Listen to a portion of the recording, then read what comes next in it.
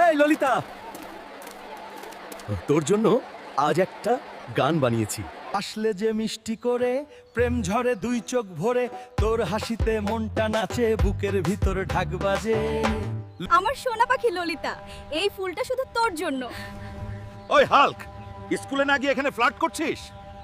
Sir, এইবার আমাকে ছেড়ে দিন। এখন থেকে আমি স্কুলে প্রেম করব, মানে পড়াশোনা করব। আমার ভালোবাসা হালকা।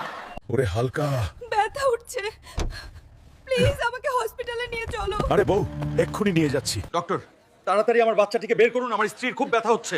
ও মাই, আমি ইন্টারভিউতেও এত চাপ পাইনি। ওরে বাপ রে, এই আওয়াজটা তো খুব চেনা চেনা লাগছে। অভিনন্দন হালকা, আপনার একটি বাচ্চা হালকা হয়েছে। এই তো বাবার ছেলে, এখনই মাসল তৈরি করা শুরু করেছে।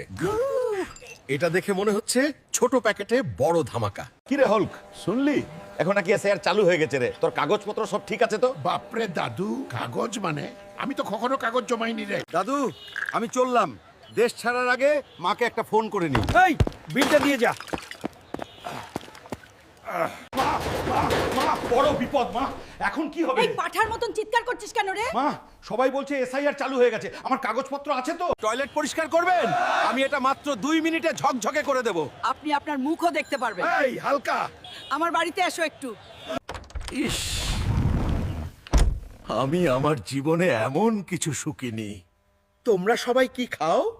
আমি এটা সাফ করতে পারবো না দাদি, নিজেরাই পরিষ্কার করো। এ যা মারাত্মক গন্ধ, আর 1 মিনিট থাকলে আমি মরে যাব। ওই অন্তত বালতিটা নিয়ে যা।